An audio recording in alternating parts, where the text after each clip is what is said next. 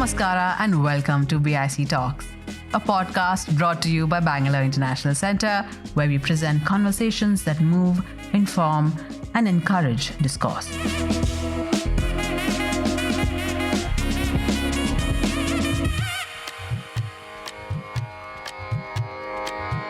He narrates a lovely anecdote about his father and when he was a child, taking a walk on the beach in Bombay, and they find a wallet with some rupees sticking out. And his father asks him, "What would you do?" Young Akeel will say, "Let's pick it up." And his father chastises him. Why? He says, "Well, if we don't, someone else will." And his father says, "No, if we don't, no one else will." That for him was a sign of, at that time, an exemplariness to truthful conduct, that it bespeaks a goodness that persuades people around you. But the same anecdote is repeated in this book as a slice of the unalienated life. As the father is in a big metro like Bombay, millions of people, but is still imagining being connected to social relations in a fundamental sense. In Gandhi's Integrity, Thinking Radically with Gandhi on religion, caste, capital, liberalism, science and culture, Akeel Bilgrami presents an account of the many aspects of Gandhi's thought in a framework that integrates his resistance against imperialism with his critique of capitalist modernity, raising fundamental questions about how we should understand the relevance of these ideas for our own time and concerns. In this episode, Akeel Bilgrami, together with Chandan Gowda, Rajeev Kadambi, and Professor Vishnupad discuss Gandhi, the Philosopher. This episode was adapted from an event that took place at the Bangalore International Centre in January of 2025. When someone says, I'm writing something on Gandhi or working on Gandhi and so forth, usually my response, I'm assuming that of many of us, would have been, it's like, what more can you say about Gandhi, right, that has not been said and so forth?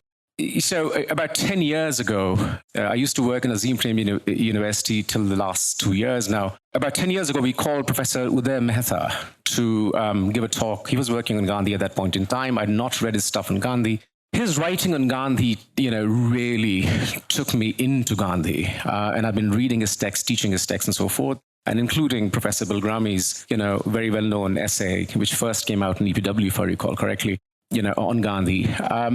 Now, I recall, if you were to read Uday Mehta's Gandhi, and they've been interlocutors from what I understand for the longest time now, if you were to read Uday Mehta's Gandhi, one of the things that, comes to mind, and I remember asking this question to, Uday himself when we presented the talk, there is a version of radical individualism that inheres, Uday's writing on Gandhi. He was a bit surprised by my comment, didn't necessarily respond to it, with adequacy. In other words, he could not connect necessarily that version of individualism with liberalism and so forth. He did not see Gandhi as a liberal. So for me to call Gandhi a radical individualist was something of a surprise for him. But I would still insist that there is a way in which there is a radical individualism in Uday's reading of Gandhi. Now, what I saw in Professor Bilgrami's writing, some of us had the draft on us, what we saw is an elaboration of what I found in Uday's writing. In other words, what Professor Bilgrami manages to do in this text is to, in some ways, lay out what he calls, individualism as self-governance, what he calls a non-individualistic individualism. All right? That's one of the terms that he uses, where he says if one were to frame it in that manner, one will manage to, in a certain sense, bring about a coherence in, the ideas around liberty and equality in the contemporary moment. I mean, that's one of the fascinating chapters of the entire, book. So I would love Professor Bilgrami to comment on it, because I think something very important is in there. The title of today's session is actually from Professor Bilgrami's short piece in the EPW, which has, since my days in graduate school, along with a few others, shattered this lazy sentimental moralization through which Gandhi had been hitherto analyzed. The sort of standard accounts of Gandhi have a sort of heady mix of looking at Gandhi as this Christian ascetic who's redeeming the world, and with slogans occasionally borrowed from American political science. Professor Bilgrami stays clear of these familiar tunes and develops a theory of reading Gandhi as someone deep and serious, as a careful and thinker. And to pose in Professor Bilgrami's inimitable way, he asks, how do you theorize Gandhi from the contemporary? Now, I will discuss 4 themes that emerge from Gandhi's integrity. My aim will be to ask how we can move from seeing Gandhi as the philosopher to seeing how Gandhi lived a philosophical life. First is that Professor Bilgrami frames Gandhi as a radical critique of capitalist modernity and the Enlightenment. The 16th and 17th century see the end of monarchical rule through the Peace of Westphalia. And along with that, you have the advent of new forms of political, religious, economic, and scientific ideas that give rise to a new form of politics and moral life, a rationality that surrounds it. And Gandhi's commitment, as Bilgrami notes, to a sacralization of nature puts him as a force against modernity. Bilgrami situates Gandhi's radicalism within the similar arc as internal critiques in Europe in the 17th century. India, he states, was in the same crossroads as Europe was. Admittedly, Gandhi learnt a lot from his friends in the other West. Though here, it's the point that it's not just modern civilization, it was colonialism, cognitive enslavement, and the resulting transformations that also made Gandhi peculiar. Despite in Hind Swaraj, when he notes, interesting, he uses the term modern civilization, Gandhi's theory, I would argue, is also not to be looked at merely as anti-modernist, but someone who dealt with the onslaught of the industrial age, but as someone who was deeply working with reconstructing Indian thought. He was confronting the denial of experience, the formation of colonial consciousness, and how that transformed the way we understand ourselves. So I don't want to say that these processes cannot be analogized, but in the absence of a conceptual framework to look at it, it can run the risk of a broad trans-historical claim more than a conceptual at times. So the question is, can Gandhi be compared to the same radicals, the free-thinking radicals in Europe, for instance? In this connection, so my first question is anti-modernism the appropriate concept from which to appraise Gandhi in the absence of a theory of the West? When Gandhi speaks, he most often does, as saying, I want to eat for the sake of eating, act for the sake of acting, sort of pointing to returning action to its own ends. So casting Gandhi from the prism of anti-modernism is also placing him within this sphere of an oppositional agency. Number 2, the chapters astutely set up Gandhi's critique of liberal political and moral theory. Concepts of freedom and equality, as developed in Western political theory, were not very central for Gandhi. Liberty and equality were tethered to ideas of sovereignty and law. Bilgrami notes the incompatibility between the two concepts of liberty and equality, and how Gandhi, he notes, resolves this, and to quote him, through the back door, through his ideal of unalienated life. More on that in a moment. He states, we have the notion of unalienatedness that is not at the same time the same as pre-modernity with its absence of liberty and equality. So now this nested conception of unalienated life is actually a revisionist understanding that brings back liberty and equality. So my question is, if everything is transformed, isn't the book at some places trying to resolve a puzzle of Western political theory and liberal theory than develop conditions of unalienated life in India and the non-West? Does it at times assume liberal binaries of power and resistance, that it brings back? One of the most important contributions and the clear-eyed insight in this book is really the comparison of Kant's theory of moral obligations and Gandhi. In Kantian moral action, an individual, when they acts on behalf of the world, thus generating criticism for deviation when the conduct does not match to the standard. Bilgrami frames Gandhi as repudiating this entire tradition and argues what is a weaker standard by way of which moral value, whether one holds it or not, applies to all persons. In removing criticism from the heart of moral action, Bilgrami terms this as the difference between looking at moral action as cognitive versus experiential or abstract in the way Gandhi did. The first looks at moral action where if you act, you generate a principle from the action. And in the second, truth had a more abstract value, that whether one holds it or not, it applies to all. As in Frankfurter's piece on bullshit, Bilgrami argues that both the truth teller and the liar share something, and that is the respect for the value of truth, unlike the bullshitter. So yet a question in my mind that often surrounds me is the category of the liar vis-a-vis the truth teller. Can we take, for instance, as an aside, if you take many of Gandhi's innumerable acts of force, whether it was, advocating killing of dogs, monkeys, or at times, advocating suicide, they were not done as willful transgressions of the standard. They were actually, ironically, done in furtherance of it. Unlike the liar who's aware that he is willfully and deliberately doing wrong, Gandhi's moral agent did not see it in terms of moral dilemmas or willful wrongdoing. Actually, the bigger point here is that should we instead look at it not in terms of truth, but in terms of knowledge, so that we severe aspects of, what is truth, or the telling and the valuing aspect of action, as opposed to when you make it into action. Now, the major argument that arises from the book is one of moral exemplarity. It seeks to bridge what emerges as from the subjective individual experience and tries to make that universal.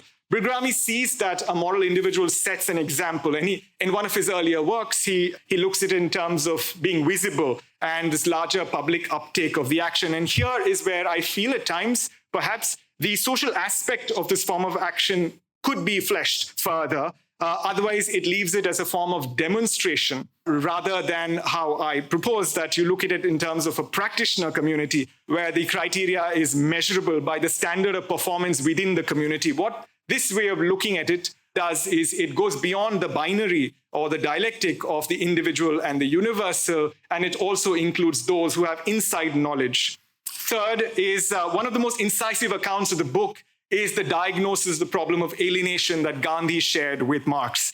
Gandhi and Marx overcome this problem. Marx looks at it, of course, in terms of the worker and the worker's estrangement from the social character of man. Gandhi not only diagnoses, but also resolves the problem of alienation through everyday practices, ultimately preserving this unalienated form of society. What concerns Bilgrami here is the transformation of concepts. What Marx notes as fetishization, where capitalism transforms social relations as a relation between things. He observes how, as a result of alienation, the individual, nature, and people turn into things like citizen, natural resources, and economy, and nation, and so on. Something is lost in the separation of domains, and Professor Bilgrami brings this out quite astutely. But we must ask, what is the alienation from? It is here that the book does not at times commit to the domain of Indian intellectual traditions. Then surely Gandhi cannot be just a romantic. And if we split alienation from traditions, what we then get is expressions in terms of exile of God, or this universal theological idea of God. Whereas what Gandhi was doing is thinking through Adhyatmic traditions and seeing the possibility of learning and reflecting on action. The argument of unalienatedness, I feel, could more openly acknowledge Indian intellectual traditions, or rather, what is alienation about and from? While there's an example and a very closely worked part of Gandhi on caste, and I agree that Gandhi looks at caste in terms of social pluralism, and it also has a way of negating the capitalist modernity and the kind of devaluation of the worker in the capitalist market. Looking at jatis only in terms of guilds can end up looking at it as a technique or a know-how. And further, the point about looking at Gandhi's consolidation of the peasantry can at times take away from the conceptual aspect, and that is that Gandhi looked at jatis as a way of structuring reflection about our social environment. Last, I think Bilgrami rightly reads in his earlier and present work Gandhi's pluralism as unself-conscious. Secularism as an idea emerged in the West to solve its particular religious schisms. And we in the subcontinent had shared no such similar experience, and Bilgrami concedes this in his book. Yet at times when Gandhi is looked at, there is a strain in which Gandhi is seen to refuse to mimic Europe. This can at times, for me, end up into a very narrow conceptualization where Gandhi is seen as a reaction to Europe. And this sometimes is also apparent in the juxtaposition of Gandhi in his time and ours, the chronological nature as opposed to the abstract nature of time. So throughout the work, it should be clarified that Professor Bilgrami reads his reading of Gandhi and separates it from his own theory. So it's moot to ask and contextualize his faith in refashioning secularism. And one of the fundamental axes on which this is the differentiation of secularization and secularism. Now, secularization, as we understand, is a process that emerged in Europe, which saw the retreat from religious beliefs. Whereas secularism is more a kind of a legal and doctrinal, an institutional way of relating the state and religion. Now, the book makes the point, or it concedes that secularism can exist independent of secularization. And this, for me, is where the argument is slightly troubling, because separating secularization from secularism, for me, is like treating the political and politics as two distinct categories. Not only is secularism rather a kind of a fallout or part of the framework of secularization, it should be seen and as acknowledged that today that secularism has not led to the evacuation of religion. It has led to the reinvention of religion in a political form, as say, for instance, Marx's early works or, say, Nandi's works have shown. In the end, the priority of the right of free speech over when there is a conflict with religion can affirm at times the problematic and hierarchy of the political and the state that were themselves secularized in the first place. Now, this work is obviously a perspicacious analysis of Gandhi, the first of its kind, actually, that gives us a theoretical language to look at Gandhi outside liberal political and moral thought.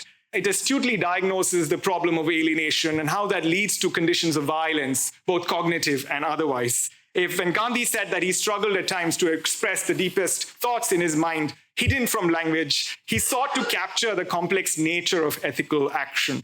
The book, in the end, raises this fascinating theoretical concern about the philosophical nature of truth, something that I feel repudiates the literal, the moral, and the propositional aspect of truth. Thank you. Thank you, Vishnu, for the inter-bomb words. It's really a privilege. I'm not saying it in any tokenistic way, to have had the opportunity to read the chapters from the book that's in press. It's a really large canvas, and every big subject on which Gandhi had something important to offer by way of thought has been given extended treatment, not by itself, but via an engagement with how it's been misinterpreted often, as a means of clearing the path for a proper understanding of each of these things. And as such, it's an extraordinary contribution. I felt grateful that I read these chapters. The big subjects being caste, religion, science, liberalism, capitalism. Everyone knows that there's a crisis in representative democracies and in liberalism, and that has drawn many people to look at someone like Gandhi, who steadfastly refused to get into that mode of thinking in offering a response to the modern world. But what we've had until now are, for want of a better word, piecemeal sorts of indications of this attitude. Ashish Nandi's powerful book, Intimate Enemy, will talk about his indifference to historicism and historical thinking, and his interest in being a creative traditionalist, if you will, and his interest in modeling another form of masculinity. And there's Bhikkhu Parekh's book on how Gandhi fashioned an attitude towards tradition, all of which will seem, in hindsight, little glimpses of the distinctness of Gandhi. And this, I must say, is like a comprehensive, a system would be a bad word here, but I think it's truly a large, holistic rendering of this entire span of Gandhi's thinking. And, even here we have his differentness standing out, which I found extremely helpful in talking about how Gandhi viewed the body. He says, we make a mistake if we just see it as a cantankerous interest in dietary habits, etc. Professor Bilgrami will tell us that it's truly about not allowing biological sciences to have a monopoly over how the body is understood. And this is in keeping with his consistent interest in not allowing scientism to take over, a big crucial distinction that he makes here. Gandhi is fine with science, but not with scientism that will abrogate to itself complete authority in explaining how nature works, and which sets up the ground for an instrumental explorative attitude towards nature, which includes human beings and society. And the extraordinary episode about Gandhi calling the Bihar earthquake a divine punishment for the sins we do with regards to untouchability, being heavily criticized by most people as subscribing to superstitious thinking, misleading people, etc.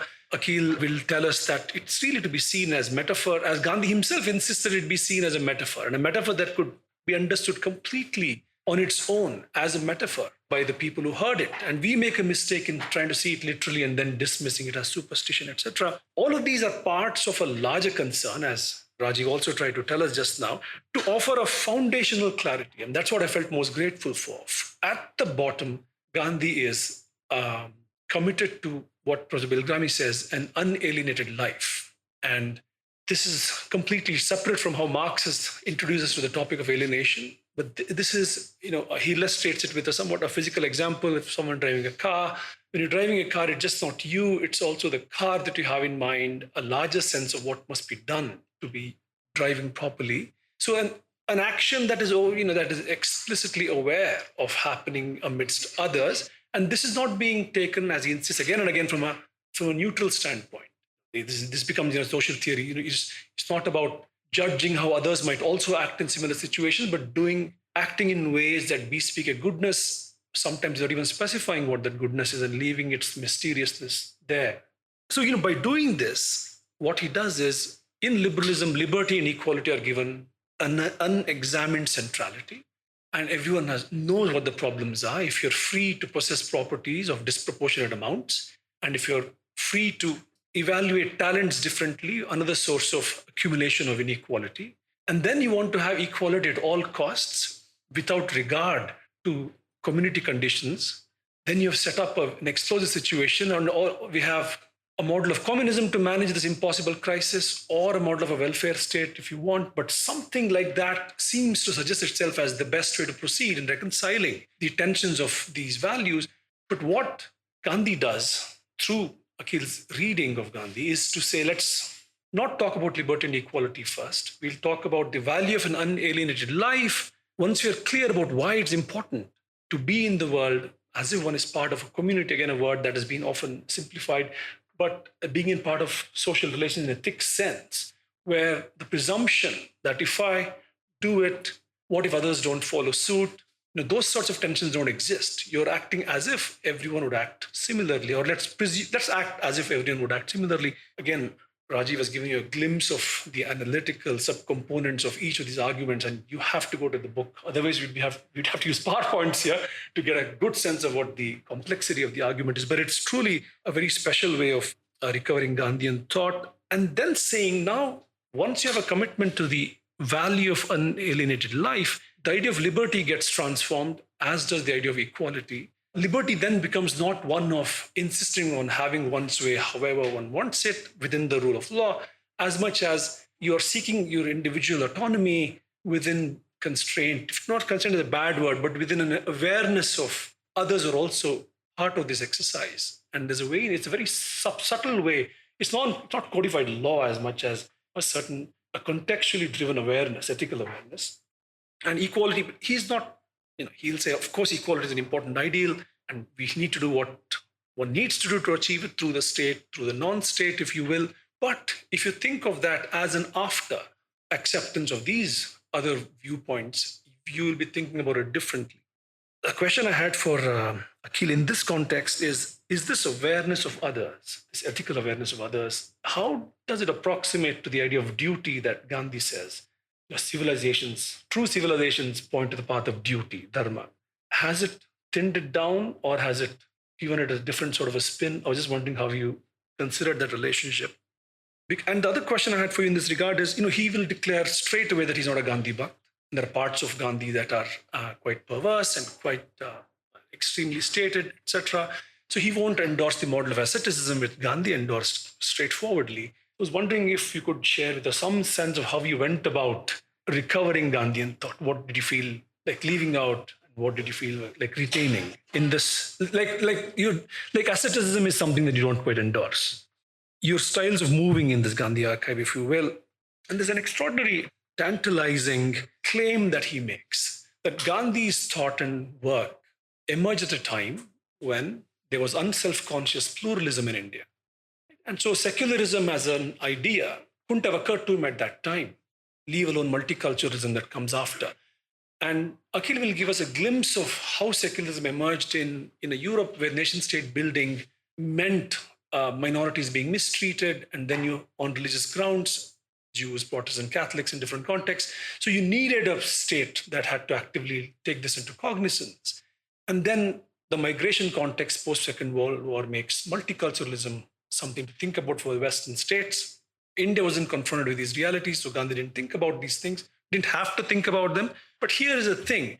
Akeel says now, given how the damage has happened to the Indian community structure over the last 3-4 decades, he's confident that Gandhi would surely think differently.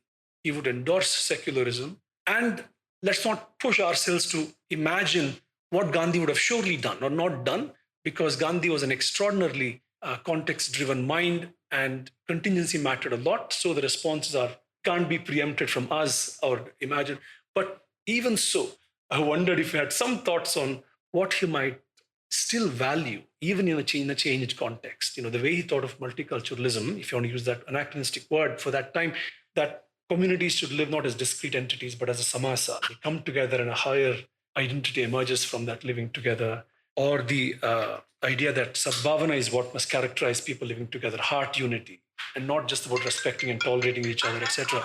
One other question, the task of recovery of thought, of Gandhian thought, the way you have done it, has mostly relied on texts, occasionally on incidents. But you do say, there's a canny pragmatism about how we went about his politics. So if you looked at that side of things, would it suggest extra conceptual material in your task of reconstructing Gandhi today in helpful ways, in pushing this project in a more layered fashion, if you will? When Akeel's first essay on Gandhi came, Gandhi the Philosopher, in 2003, I remember reading it and being excited about it. And Ramchandra Gandhi was actually in Bangalore as a visiting professor of philosophy at the Bangalore University.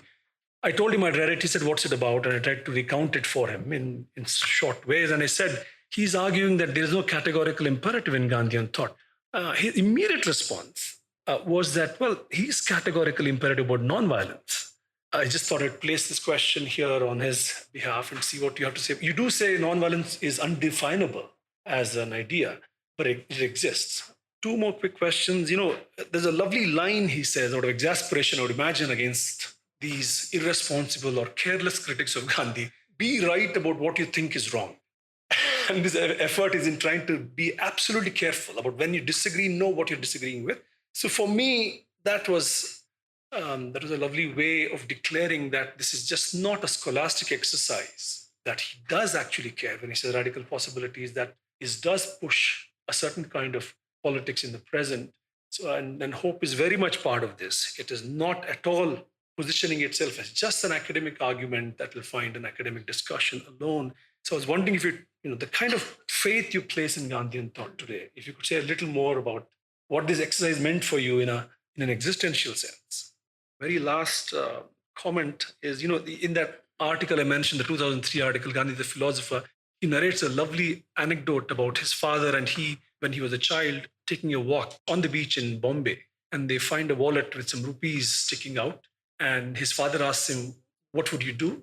Young Akeel will say, "Let's pick it up." And his father chastises him. Why? He says, "Well, if we don't, someone else will." And his father says, "No, if we don't, no one else will." That for him was a sign of, at that time, an exemplariness to truthful conduct, that it bespeaks a goodness that persuades people around you. But the same anecdote is repeated in this book as a slice of the unalienated life, as the father is in a big metro like Bombay, millions of people, but is still imagining being connected to social relations in a fundamental sense. So this shift of frames, although they're all together, bespeaks an arc, an intellectual journey. If you could just tell us a little bit about the 20-year-old, your own engagement with this Gandhian archive and how a certain coherence that we see now was arrived. Thank you, Chandan and Rajeev, for your conscientious labors over this manuscript. Not sure it deserves that much attention and careful understanding and analysis and questions you've raised. I'm very grateful. So let me begin with the question you raised, Mr. Chairman, on individualism and the whole question of what form individualism took in Gandhi, whether it was a radical individualism or some other kind of individualism. I think it's a very important question. It's central to understanding Gandhi. And it's sort of extraordinary how I think in political theory and philosophy, we haven't really come to proper grips with this issue after hundreds of years of theorizing and philosophizing about it. And it surfaces, these vexations about individualism certainly surface in just the way you put it. Here's a way of thinking about it. Gandhi somewhere says, you cannot think of us as you think of wolves and animals. And he had very much in mind his individualism when he said that. What did he mean? What did he mean when he said, can't think of us as wolves, intending to express a kind of individualism? Here's how I think of it. And it's very interesting to compare what he says and to compare what, say, somebody like Kant says, which I think is in some way motivating Mehta's reading. Here's one way to think of it. Kant raised the question of individual autonomy by asking, we have all sorts of desires and inclinations and urges. If you're a human being, you have human nature and you have all kinds of desires and inclinations. Morality consists, autonomy, which is a very central part, is one formulation of the categorical imperative, that is individual autonomy. Autonomy consists in being able to ask, should I do what my inclinations urge me to do or lead me to do? So I may have all sorts of urges. In Gandhi, there's all sorts of sexual urges, all sorts of passions and so on. And he says, moral autonomy, Kant also says this, moral autonomy consists in making us in the capacity to ask something that wolves can't ask. Should I be following my urges? Wolves just follow their urges, etc.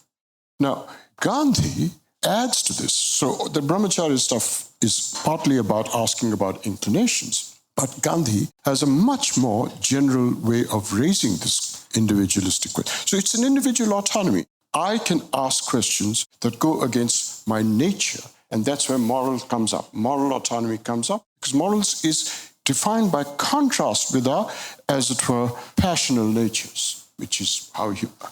And Gandhi extends this idea of autonomy by saying, unlike wolves, we can ask, should I be doing what the pack is doing? So my mother used to constantly try and acculturate me into certain ways of values and so on by saying, don't do that, Bilgramis don't do that. This was a constant refrain. She wanted me to be. And at some age, I began to say, should I be doing what the Bilgramis are doing? Which is the social version of, should I be doing what my inclinations urge me to do? Right? So individual autonomy can arise in the way Kant says, asking the question, should I be doing what? And Gandhi extends it to asking, should I be doing what the multitude is doing, what everybody else is doing? And he says, that is part of what makes us different from wolves. Now, here's the interesting thing. Hegel attacked Kant. And he said, look, what Kant is doing is to raise the question of individual autonomy against the social. And he says, but you see, social acculturation, wolves have a social acculturation. They are acculturated to be in the pack. We are acculturated to be with the Bilgramis or Hindus or whatever it might be. And yet we can ask, should I be doing what the society, the samaj, the family is doing? And Hegel says, of course you can ask that. Kant is certainly right and profound to be able to raise the individualist question. That's our individualism. I can ask that question. But how do I answer it? And Hegel says, and Gandhi says, there is no way to answer it except via what you've been acculturated into. Right? You can't stand in Mars and answer it. You've got to stand where you are and answer it. So the point is that the relationship between individualism, the reason why you can't be this runaway individualist is that you can ask the question and you're an individualist, but the answer to the question you give can only come from your social acculturation. So what Gandhi is saying is, in being autonomous, you stand in one place and ask the question, the group or the community or whatever, and you can only answer it by looking at something at some other place in the group. So there isn't any transcendental escape from it. So there isn't any conflict. You ask it from one place. So the social is capacious enough to allow you the individual capacity to raise the question and provide the space for which to answer it. That's the idea. So there's no radical runaway individualism. That's the same way to think of it. Now, of course, in Western philosophy, this is not Gandhi at all, but in Western philosophy, this gets transcribed or translated into the fact that if you can stand in one place and answer a question in the other place, then you can have contradictions, and that's history. In Hegel, you have, these conflicts arise, and then you resolve the conflict by... So all that is developed. There's nothing of that kind in Gandhi. But Gandhi is absolutely clear that it is only within your social acculturation that you can answer it. So there isn't any conflict. It's just that you have to see the social space as capacious enough to not see this as a conflict. What he's against is this Archimedean transcendental idea of authority, which Kant has. And that's part of the Enlightenment that Gandhi is opposing. Kant has that view. Foucault attacks it in a completely different way from Gandhi's. It's not this Hegelian direction and so on. Foucault has somewhat different idea, but let's not get into Foucault. Rajeev raised a range of interesting questions. You began, Rajeev, by talking about the critique of modernity. And I really wanted to stress something which I think it's very important to understand about Gandhi, because there's a danger that the critique of modernity is treated as a kind of nostalgia for. And I think the reason that it isn't anything of the kind, for that, this is very hard to expound, but for that you have to understand a certain quality of the critique, which is, why is Gandhi so anxious about it? There's a kind of mild hysteria in Hind Swaraj. There's just no doubt about it. So you've got to understand that there's a quality of anxiety in Hind Swaraj, which you have to try to get the bottom of. And I believe that if you read different things he says, mostly in dispatches to Navjivan and occasionally in responses to questions, the anxiety is that he sees the attraction of modernity. He understands why people, colonized people, want to be brown-skinned Englishmen or whatever. They want to reap the possibilities of modernity. Elites, basically, the people that Macaulay wanted to generate in India. And he sees the attraction. And that makes him hellishly anxious. So I think you really have to first get the fact that his anxiety is that you have to have the empathy before you lack the sympathy. If you don't get the empathy, if you don't see why it is so attractive for so many who are poised to reap the possibilities of it, without any regard for those who are not poised like that, you won't get the anxious feeling. And why is he so harsh and immoderate in his thing? Because he's anxious in just this way. He wants to stop a perfectly understandable empathy becoming a desperately unsound sympathy. And if you have that combination of things, you're not nostalgic. You're really concerned about politics, about imperialism. So it isn't nostalgia. It's really part of a political sensibility that's anti-imperialism and doesn't want the mind colonized, right? Not just. So I think that has to be stressed, that quality of anxiety. Secularism is a question on which you raised an interesting challenge, and you asked, can you have secularism without secularization? Well, I really worry, and I think it would be a very Gandhian worry, that if you say, no, you can't, you'll end up like Richard Dawkins, right? And I cannot think of a person in our intellectual culture of the West that I dislike more than Richard Dawkins. That's a very Gandhian anxiety. So the question is, Gandhi was totally indifferent to secularism, but he had an analysis of when secularism was needed, given that it emerged in Europe. Why did he say, Ashish quotes this, right? Why did he say, what's it got to do with us? So now Ashish doesn't spell this out, but I think what Ashish must have had in mind, which I'll try and elaborate, is that European nationalism, which is Savarkar's nationalism. Savarkar's nationalism is European nationalism. What you're seeing now, this quasi-fascist, is Savarkar's idea, but Savarkar was just mimicking Europe, because that is how states were legitimated once they lost their divine right of the monarch who personified the state. How were nation-building exercises carried out after Westphalia for 200, 300 years? How? How were they carried out? Culminating in Germany in the 1930s. What was that nationalism? That's the history of Europe.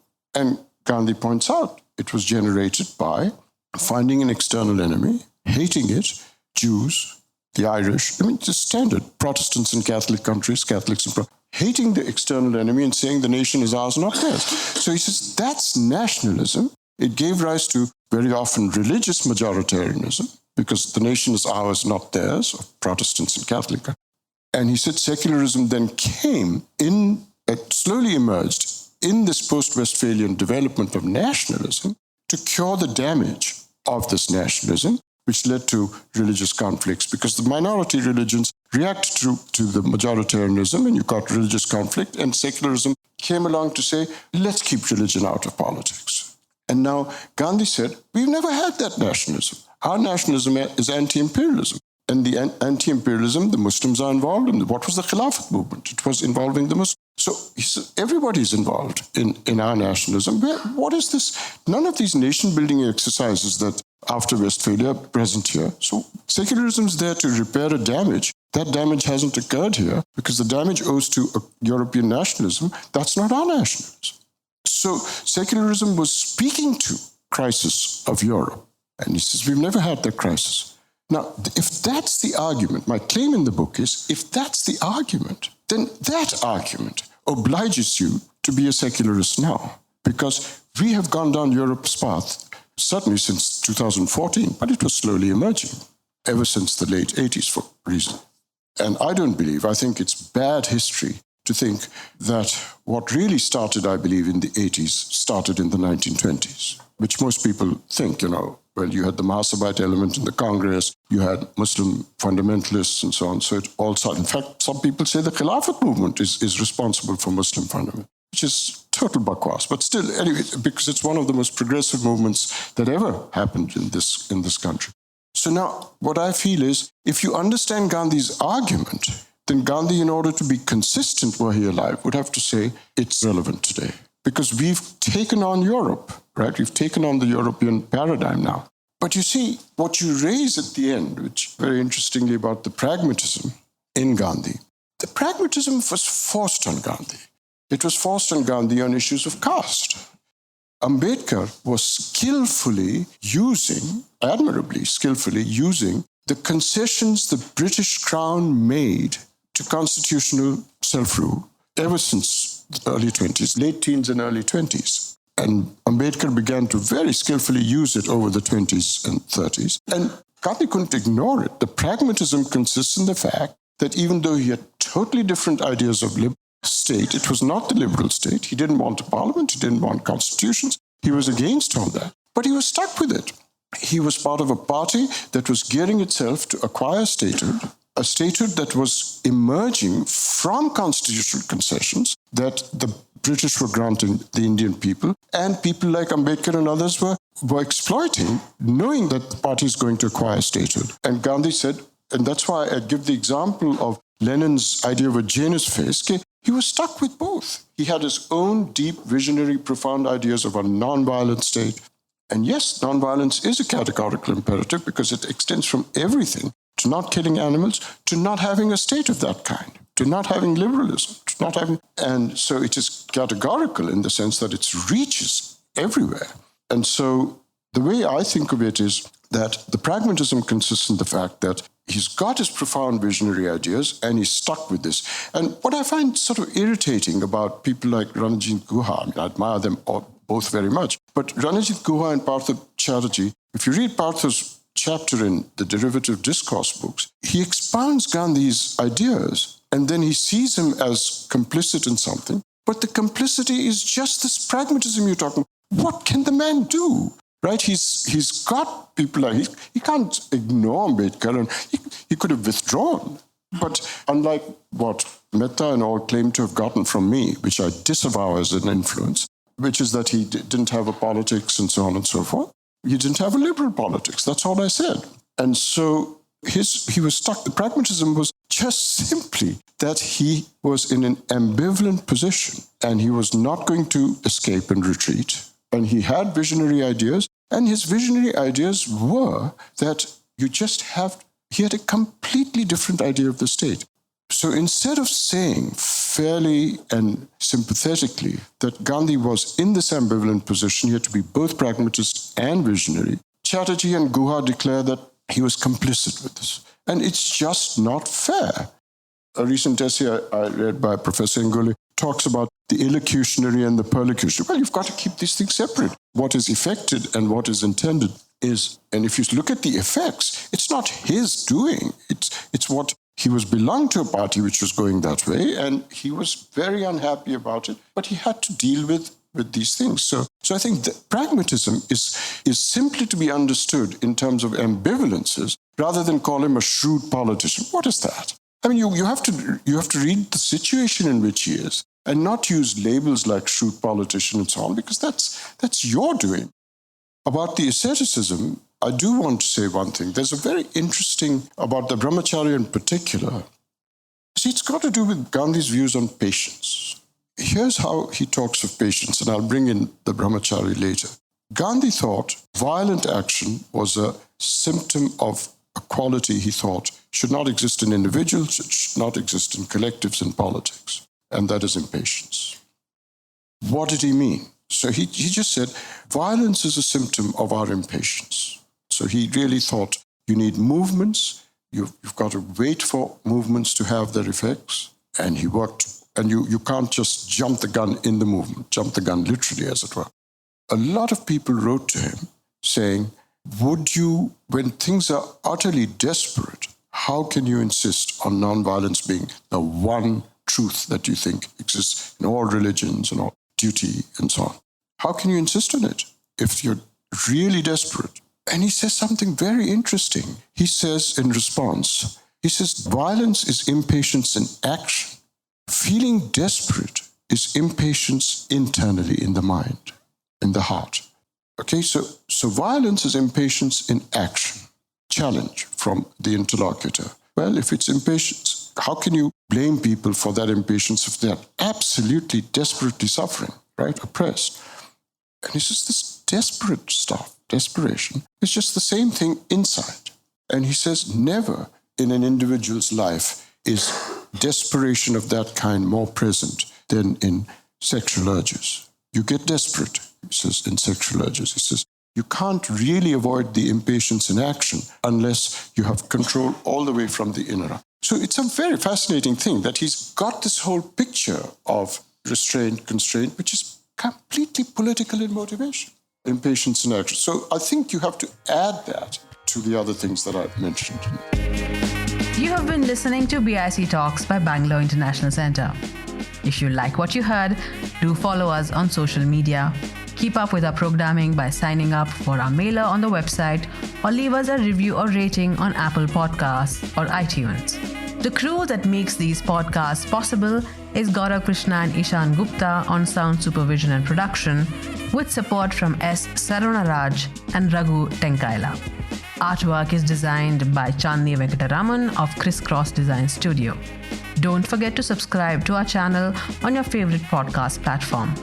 It can also be accessed on our website, bangaloreinternationalcentre.org. This is Lekha Naidu signing off on behalf of everyone at BIC.